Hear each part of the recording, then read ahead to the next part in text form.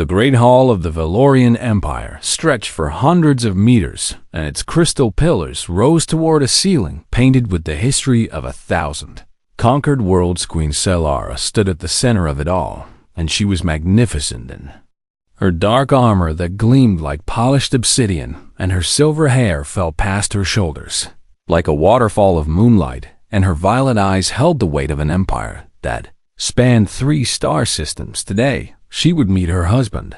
The word felt strange, even in her mind, because marriage among the Valorians was not about love or companionship, and it was about power and alliance, and the continuation of strong bloodlines. And yet here she was about to bind herself to a human of all creatures. Her chief advisor, Korthax, stood beside her, and his massive frame towered even above her own. Impressive 8 feet of height, and his forearms were crossed over his chest, and displeasure radiated from every inch of his scarred blue skin.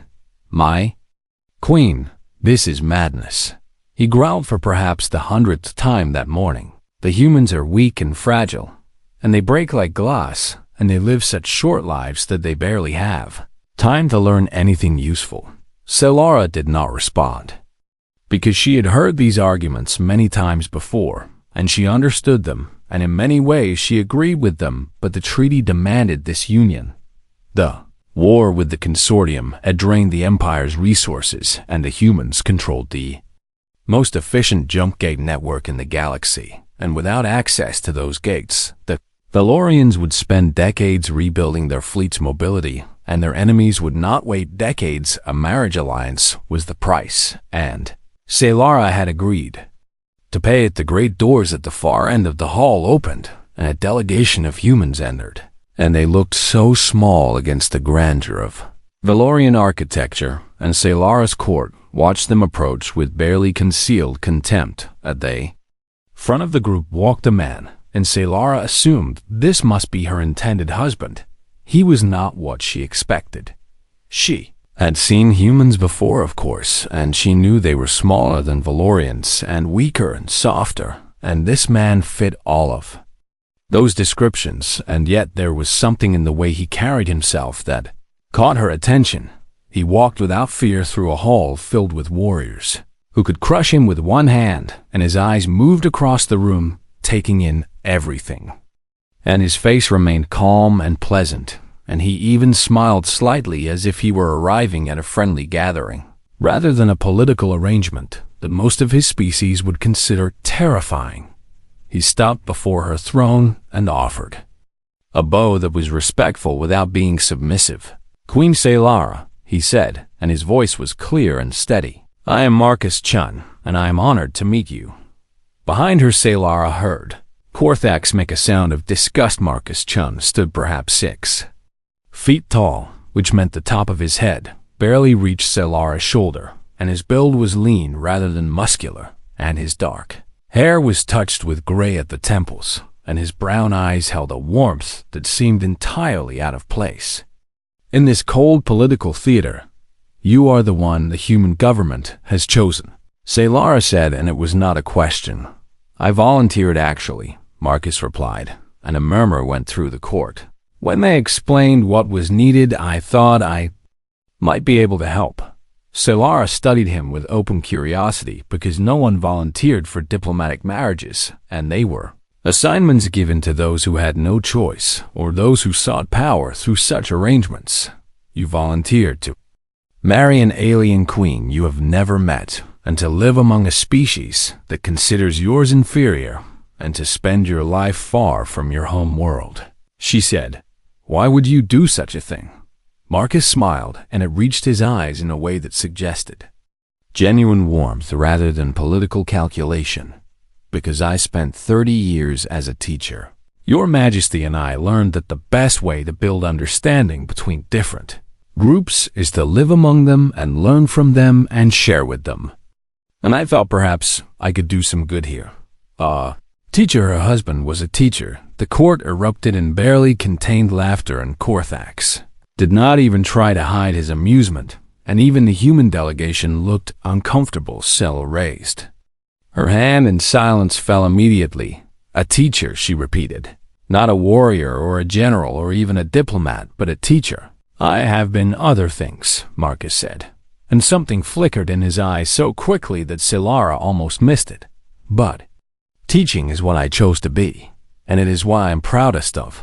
Solara considered this strange human standing before her without armor or weapons or any visible strength, and she saw no deception in his face and no hidden agenda in his words, and she found herself oddly intrigued by his complete lack of pretense. The ceremony will take place tomorrow, she announced. Until then, you will be given quarters in the palace, and my servants will attend to your needs. Marcus bowed again. Thank you, Your Majesty. As he was led away, Korthax leaned close to Solara's ear. This is an insult, he hissed. They have sent us their weakest and most useless citizen, and they mock us with this marriage. Perhaps, Solara replied thoughtfully, or perhaps they value different things than we do. The wedding ceremony was brief and functional, and it lacked the grandeur that would have accompanied a marriage between two Valorian. Noble houses in the court attended with obvious reluctance, and their disdain for the human groom was written plainly on their faces. Marcus endured it all with quiet dignity in the days that followed. Solara saw little of her new husband, and he did not seek her company or make demands on her time or try to insert himself into the political workings of the court. Instead, he spent his days in the palace library. The head librarian, an elderly Valorian named Thiessen, reported to Solara that the human was teaching himself to read their language and that he asked endless questions about their history and culture and customs. He is polite, Thiessen admitted grudgingly, and he learns quickly for a human. Commander Vrex, one of the most powerful warlords in the Empire, made a point of visiting the palace, and he found Marcus in the gardens one afternoon, and Solara watched from a balcony as the massive warrior approached her husband. So this is the queen's new pet, Vrex said loudly enough for everyone nearby to hear.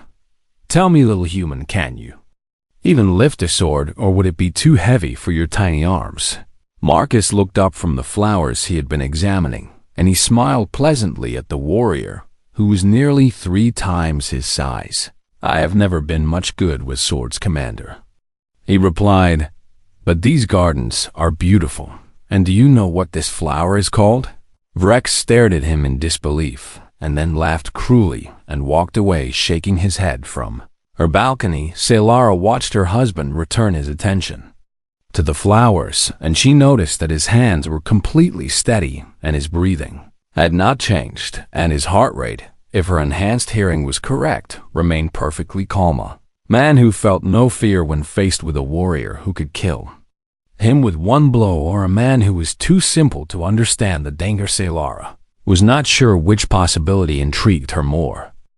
3 months passed, and Solara found herself thinking about her human husband more often than she expected. It started with small things. She noticed that he remembered the names of every servant who attended him, and he thanked them for their work and asked about their families, and the servants began to speak of him with confused affection, because no noble had ever treated them as anything more than furniture. She noticed that he spent hours each day learning not just the Valorian language, but their songs and their poetry and their children's stories, and he asked the old palace historian to teach him about the founding of the empire and the great heroes of their past. She noticed that whenever she passed through the gardens, he was there tending to plants that the groundskeepers had neglected, and he had brought seeds from earth, and strange colorful flowers now grew alongside the native Valorian blooms. One evening, Solara found herself walking toward his quarters,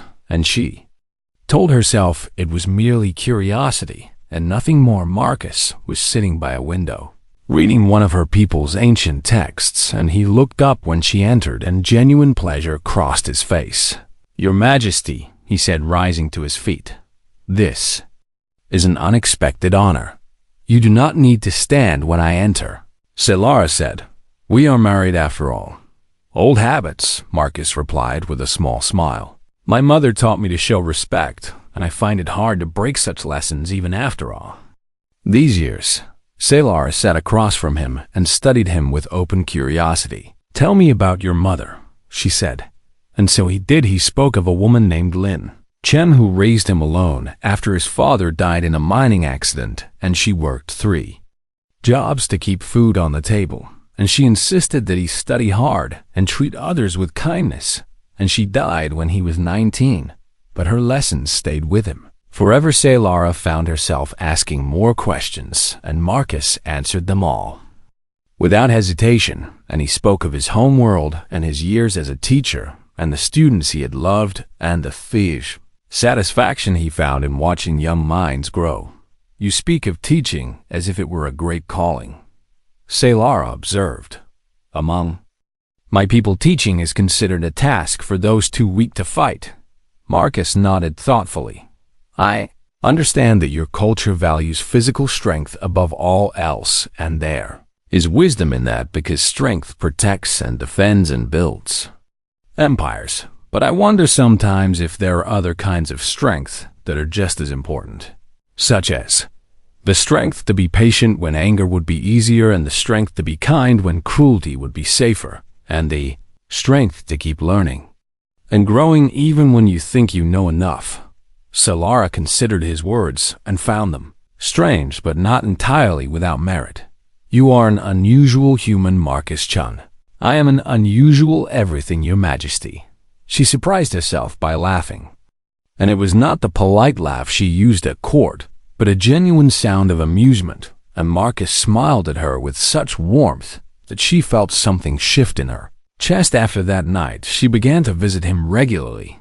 They would talk for hours about everything and nothing, and she found herself sharing things she had never told anyone, and the burden of ruling alone, and the loneliness of a crown, and the fear that she would never be the queen. Her mother had been. Marcus listened without judgment and without trying to offer solutions, and he simply heard her and acknowledged her feelings, and somehow that was exactly what she needed.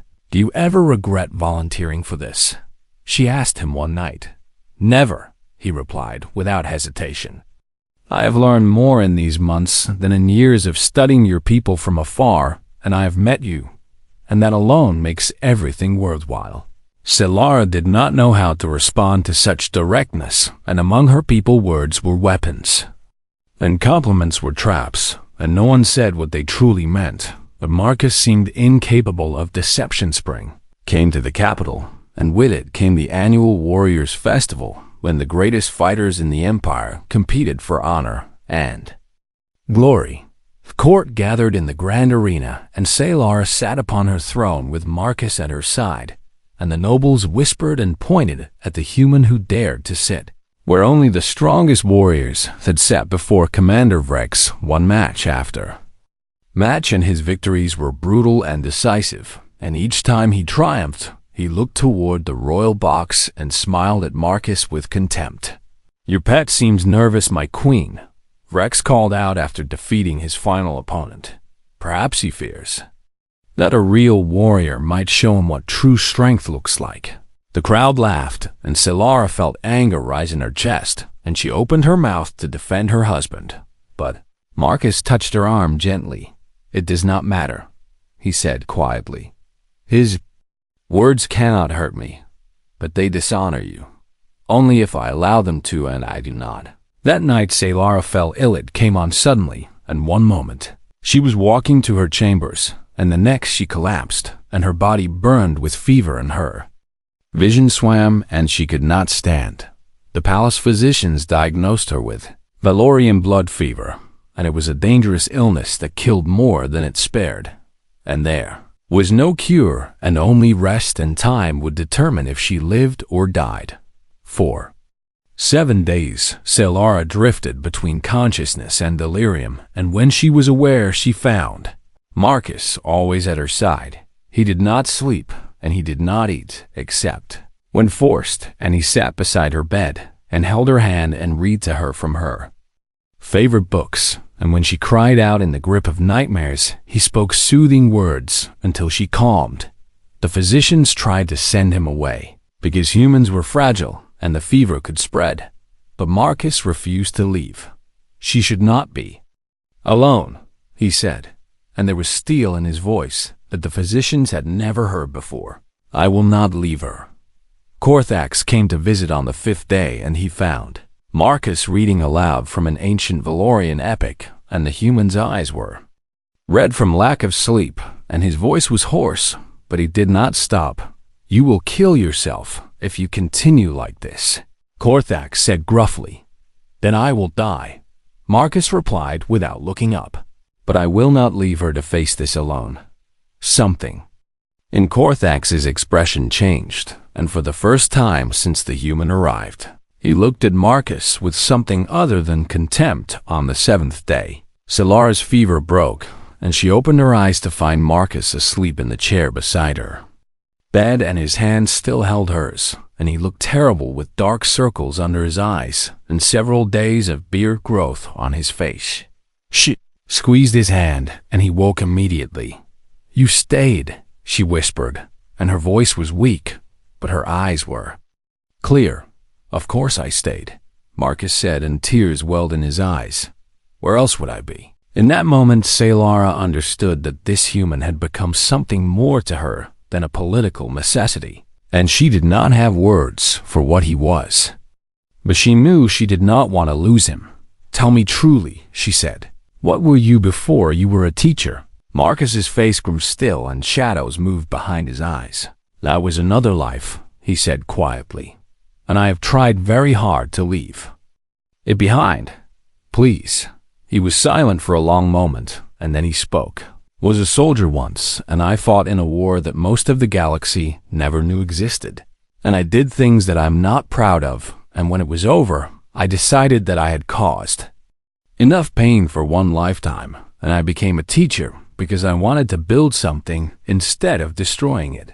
Solara looked at this man who had stayed by her side for 7 days without rest, and who faced warriors without fear, and who chose gentleness when violence would be easier. What kind of soldier? She asked. But Marcus only shook his head and smiled sadly. The kind that nightmares are made of, and I never want to be that man again. The diplomatic summit was held in the Crystal Spire, and delegations from 12 different species had gathered to discuss trade agreements and territorial disputes, and Solara stood at the center of it all as the host and most powerful ruler. In attendance, Marcus stood at her side, as he always did now, and 6 months of marriage had changed things between them, and though they had not spoken of it openly, there was a tenderness in their interactions that had not been there before. The summit had been going well until Commander Vrex arrived with his personal guard. Solara had not invited him, and his presence sent a ripple of unease through the gathered nobles, and Korthax moved closer to the queen with his hand on his weapon. Commander, Solara said coolly, you were not expected. My apologies, Your Majesty, Vrex replied, and his smile was all teeth and no warmth. But I felt that such an important gathering required the presence of a true Valorian warrior, and we would not want our guests to think the Empire has grown weak. His eyes moved to Marcus, and his contempt was obvious. After all, they might get the wrong impression when they see what stands beside our queen. The foreign delegates watched with interest, because everyone knew that Vrex commanded the largest private army in the Empire, and everyone knew that he had been vocal in his opposition to the human marriage, and everyone knew that this confrontation had been building for months. Solara opened her mouth to respond, but at that moment the lights went out. Emergency lighting flickered on a moment later, and the room was bathed in red, and alarms began to wail throughout the building, and Solara heard weapons fire in the corridors outside. The doors burst open, and soldiers poured into the chamber, and they wore the colors of Rex's personal guard, and they moved with the precision of warriors who had planned this assault carefully. Korthax drew his weapon and stepped in front of the queen, but a blast from an energy rifle caught him in the chest, and he fell heavily to the ground. Korthax, Solara cried out, and she dropped to his side, and he was breathing, but badly wounded, and blood pooled beneath his massive body. Vrex walked toward her slowly, and his warriors formed a ring around them and cut off any escape. and the foreign delegates were herded into a corner at gunpoint. "I did try to warn you," Rex said conversationally. "I told you that this marriage made you look weak, and I told you that the Empire needed a true warrior on the throne, and you did not listen." Selara rose to her feet, and her hand found her ceremonial blade. But she knew it would not be enough, and Rex had brought 50 soldiers, and even at her best she could not defeat so many. "The Council will never accept you as Emperor," she said. "The Council will do as they are told when I present them with your body and the body of your pet human, and they will praise me for removing the stain on our empires." Honor Marcus had not moved since the attack began, and he stood very still with his hands at his sides, and his face was calm and almost peaceful. Rex noticed him and laughed. "Look at him standing there like a frightened animal, and this is what you chose over? A Valorian warrior, and this is what you brought into our royal house." He drew his blade, and it was massive and cruel, and designed to cause maximum pain. "I think I will kill him slowly while you watch," Rex said. "Let you see what becomes of weakness before you die." He advanced toward Marcus, and his warriors watched with anticipation, and none of them noticed the change that came over the human's face. It was subtle at first, and just a stillness that seemed to deepen and a focus that sharpened. And then Marcus looked up and met Rex's eyes, and something in that gaze made the commander hesitate. "You should not have hurt Korthax," Marcus said, and his voice was quiet and flat and completely without emotion. "He was starting to like me." Rex snarled and swung his blade, and it was a killing blow that would have cut any human in half. But Marcus was not there. He moved like water flowing around stone, and the blade passed through empty air.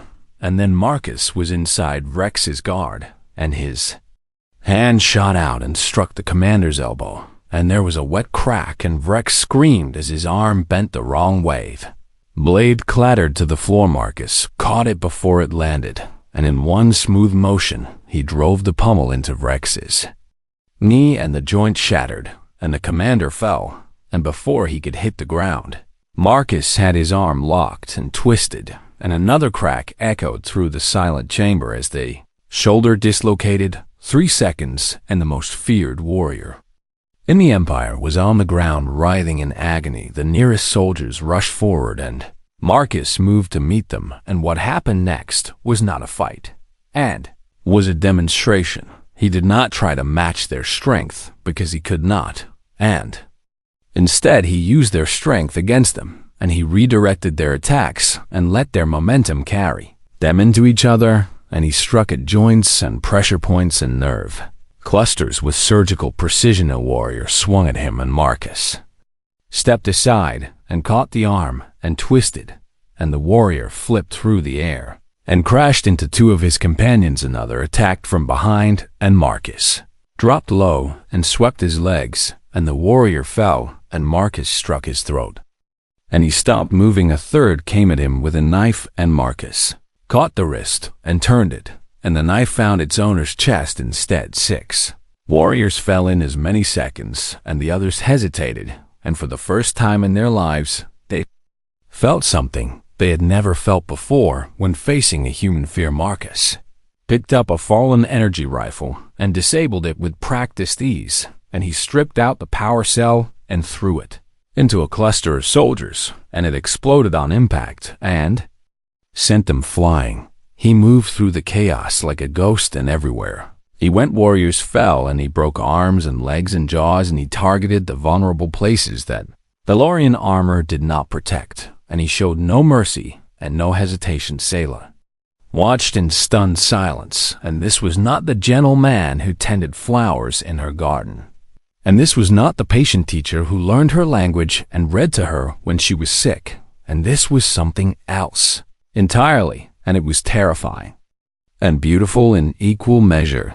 The remaining soldiers tried to flee, but Marcus was faster, and he cut off their escape and drove them back, and within minutes every single one of Rex's 50 warriors lay on the ground, and most were alive, but none were capable of standing. Marcus walked back to where Rex lay moaning in pain, and he crouched beside the commander, and his face was still calm and still empty and still utterly without emotion. "You threatened my wife," Marcus said quietly. "That was a mistake." He pressed his thumb into a point on Rex's neck, and the commander's eyes rolled back, and he went limp. Marcus stood and turned to face Alara, and for a long moment, they simply looked at each other.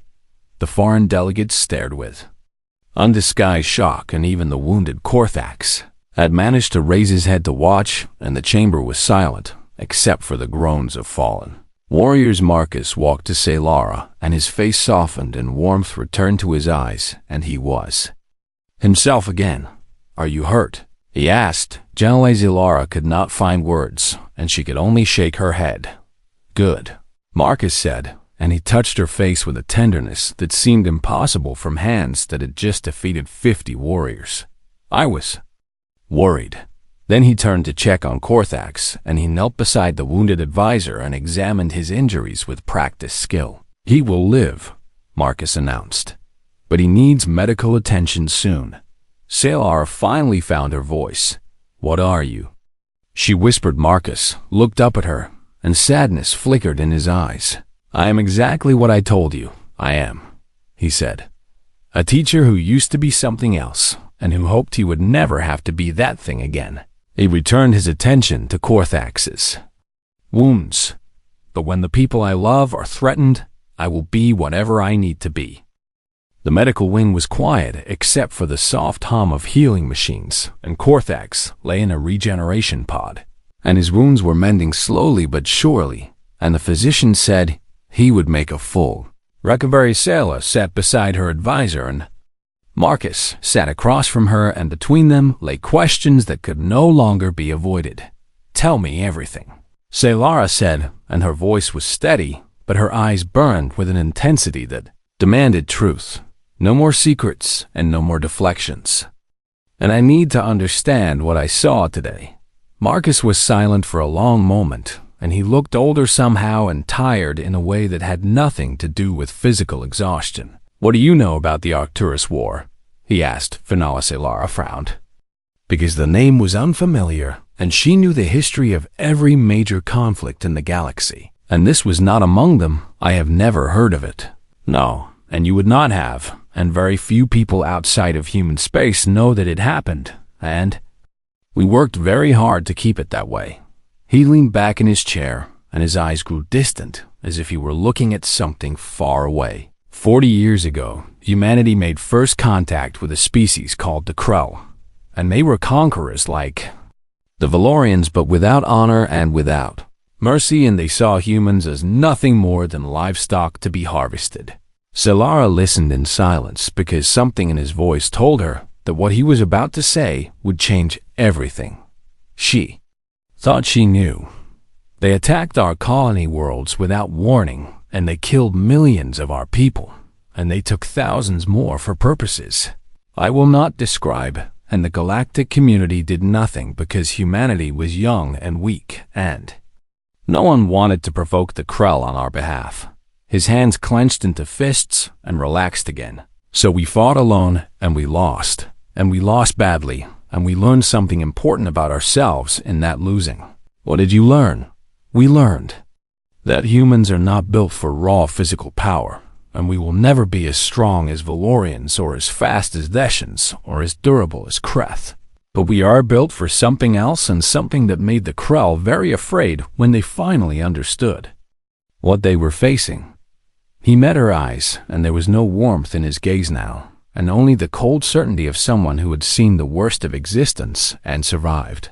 "Humans are endurance predators, and on our home world, our ancestors did not chase prey for speed, and they chased prey until it collapsed from exhaustion, and they could run for days without stopping, and they could survive wounds that would kill other species, and they could function on less food and less water and less sleep than any comparable organism. That is impressive, but it does not explain what you did today. I am getting there, and please be patient." Marcus stood and walked to the window and looked out at the lights of the capital city. "When the Krell invaded, we were unprepared, and our military was designed for peacekeeping and exploration, and not for total war. And so we created something new, and we took volunteers, and we pushed them beyond every limit that medicine said was possible. Enhanced soldiers. In a manner of speaking, but not in the way you might think. And we did not make ourselves stronger or faster because we knew we could never compete on those terms. And instead, we enhanced what we already were. He turned to face her. We became perfect. Endurance predators, and we trained to fight for days without rest. And we learned to use every weakness against an enemy. And we studied anatomy and physiology and pressure points and joint mechanics. And we became experts in ending fights quickly and efficiently against opponents who outmatched us in every physical way. And you were one of these soldiers. I was one of the first, and I spent 15 years fighting a war that officially never happened, and I did things that still wake me. At night, and when it was over, and the Krell were defeated, I walked away, and I tried to become something better. Solara processed this information slowly, because it contradicted everything she thought. She knew about humans and everything her intelligence services had told her. Why did you hide this? And why does the galaxy not know what humans are capable of? Marcus smiled, but it was a sad smile, because we learned another lesson during the war, and we learned that the galaxy fears what it does not understand. And if other species knew what we were capable of, they would see us as a threat, and they would unite against us before we could grow strong enough to defend ourselves. So you pretended to be weak. We did not pretend exactly, and we simply did not advertise our capabilities, and we let other species believe what they wanted to believe, and we smiled and nodded when they called us fragile and soft. And we built our civilization in peace while they underestimated us. He walked back to her and sat down and took her hands in his. I never wanted you to see that part of me, and I wanted to be Marcus the teacher, and Marcus who loves flowers and poetry and learning new things, and Marcus who cares for his wife when she is sick, and not the thing I used to be. Solara looked at their joined hands, and his were so much smaller than they looked soft and harmless, and yet she had seen what they could do. You chose to be gentle, she said slowly as understanding dawned.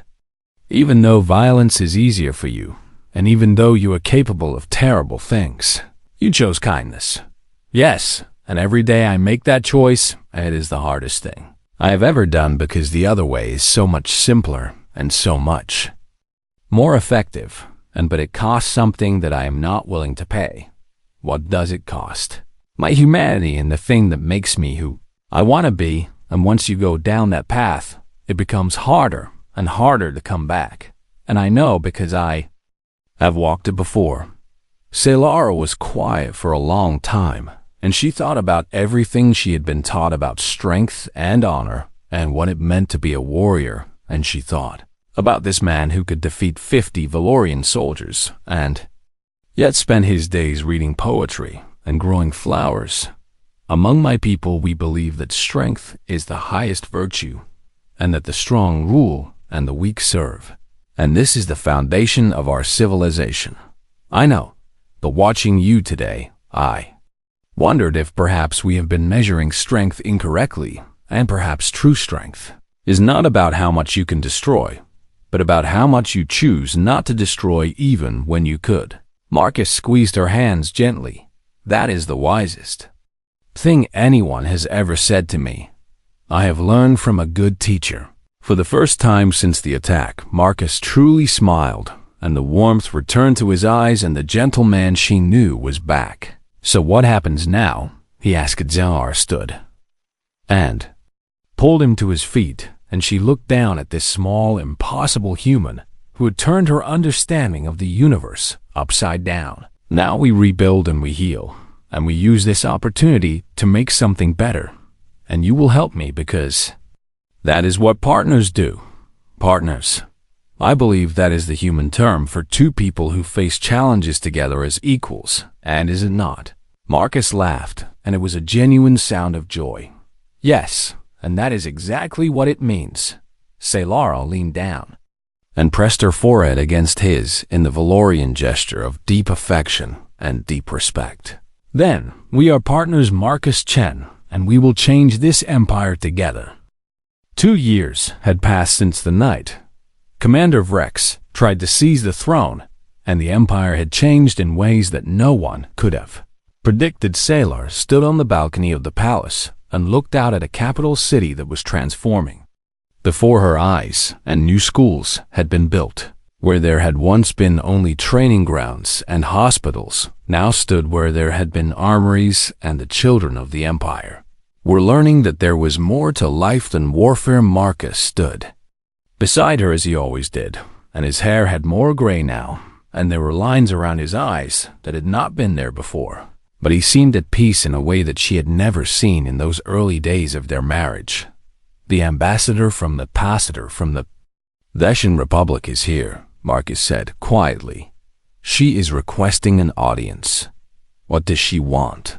"To discuss a mutual defense treaty." And word has spread about what happened with Rex, and about what the human consort of the Valorian queen did to 50 warriors with his bare hands, and the other powers are curious. Salara smiled, because she knew that curiosity was an understatement, and in the months after the failed coup rumors had spread across the galaxy, and some said that the human was a demon in disguise, and others said that the Valorians had enhanced him with their technology, and others said that it was all propaganda designed to intimidate rivals. The truth was stranger than any of the rumors. "Let her wait," Sailor said. "I want to enjoy this moment a little longer." They stood in comfortable silence and watched the sun set over the city, and the sky turned shades of purple and gold that reminded Salara of Marcus's earth flowers that now grew in gardens throughout the capital. So much had changed. The failed coup had exposed the rot at the heart of the empire, and it had revealed how many nobles had supported Rex and how many had wanted to return to the old ways of pure conquest and domination, and Salara had used that revelation to clean house. Those who had conspired against her were stripped of their titles and lands and exiled to the frontier worlds, and those who remained quickly learned that the queen would no longer tolerate challenges to her authority or her husband. But punishment alone would not have been enough to change anything, and Salara knew that fear only worked for so long, and that true change required something more. So she had begun to reshape the empire with Marcus at her side. They opened schools where the children of commoners could learn alongside the children of nobles, and they established trade agreements that brought wealth to all classes, not just the warrior elite, and they reformed the military to value strategy and discipline alongside raw strength. The old guard grumbled, but they did not rebel, and they had seen what happened to Vrex, and more importantly, they had seen what the queen's human husband could do, and no one wanted to test whether he could do it again. Corthax had become Marcus's unexpected champion, and the old warrior had recovered from his wounds. And he told everyone who would listen about how the human had stayed by the queen's bedside for 7 days, and how he had fought like nothing Corthax had ever seen. "He is small," Corthax would say, "and he is soft, and he looks like you could break him with one hand, but there is more to strength than size." And I learned that the hard way, and so did Rex. The common people loved Marcus, and they loved that he walked among them without guards, and that he knew their names and asked about their children, and that he had planted a garden in the poorest district of the capital and tended it himself every morning. They called him the gentle warrior, and it was a contradiction that perfectly captured who he was. "I received a communication from Earth today," Marcus said, breaking the comfortable silence. "What did they say?" "They wanted to know if I was ready to come home. And they said I had done enough, and that the alliance is secure, and I could return if I wished." Salara felt her heart constrict, because she had always known this day might come, and she had always known that he might choose to leave. And what did? "You tell them." Marcus turned to face her, and his brown eyes were warm and filled with an emotion that she had learned to recognize over the years. "I told them that I am home, and that my place is here with my wife, and that I have no intention of leaving. Solara exhaled a breath she had not realized she was holding. You chose to stay. I chose you, and I chose this life, and I choose it again every day, and I will keep choosing it for as long as you will have me. She reached down and took his hand in hers and marveled as she always did at how small it was compared to her own and how much power it contained. Then you will be choosing for a very long time, human. I am counting on it. The door to the balcony opened and a servant entered.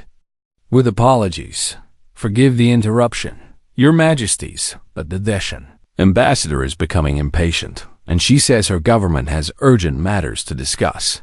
Solara sighed, and the moment of peace was over, and the work of ruling called once again. Very well, and show her to the throne room, and we will receive her shortly. The servant bowed and departed.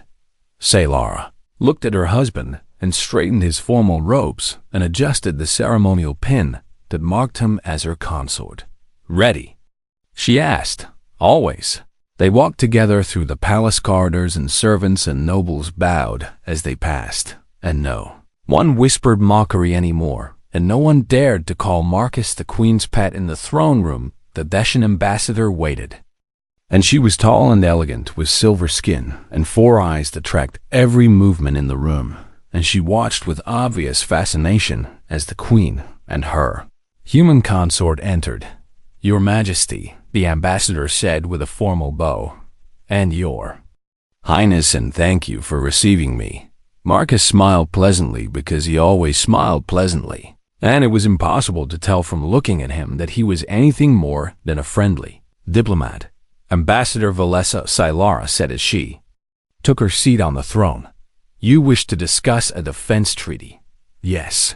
Your Majesty and the Republic has observed the changes in the Valorian Empire with great interest, and we believe that a formal alliance would benefit both our peoples.